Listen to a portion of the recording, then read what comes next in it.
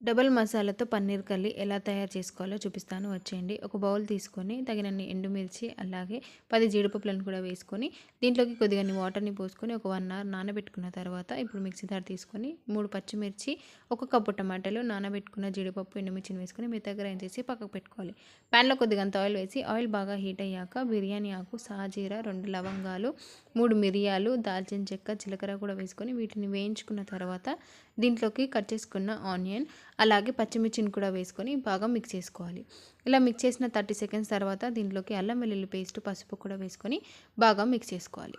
ఇది ఉడికే అంతలోపు మనము ఇంకో మసాలాను రెడీ చేసుకుందాము. ఒక బౌల్ తీసుకొని 2 టేబుల్ స్పూన్ పెరుగు, అలాగే కారం, ఉప్పు, ధనియాల పొడి, గరం మసాలా, కొద్దిగంత పసుపు కూడా వేసుకొని దీన్ని బాగా మిక్స్ చేసుకోవాలి.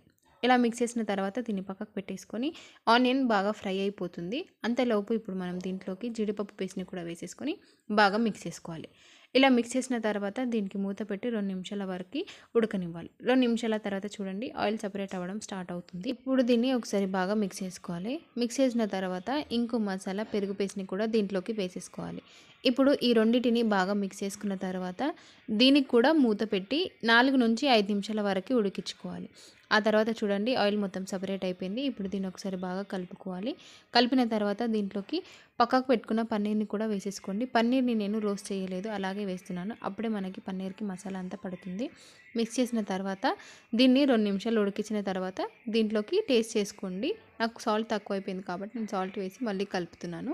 ఇప్పుడు దీంట్లోకి కొత్తిమీర అలాగే కొద్దిగంత కసూరి మేతి కూడా వేసుకొని బాగా మిక్స్ చేసుకోవాలి. ఇలా మిక్స్ చేసి మరో 2 నిమిషాల వరకి ఉంచేసి స్టవ్ ఆఫ్ చేసుకోవడమే. అంతే, మన కర్రీ రెడీ అయిపోయింది. ఎప్పుడు చేసే విధంగా కాకుండా ఒకసారి ఇలా డబల్ మసాలాతో ట్రై చేయండి. టేస్ట్ చాలా బాగుంటుంది. ఎవరికి చేసి పెట్టినా కూడా చాలా బాగా మెచ్చుకుంటారు. ట్రై చేయండి.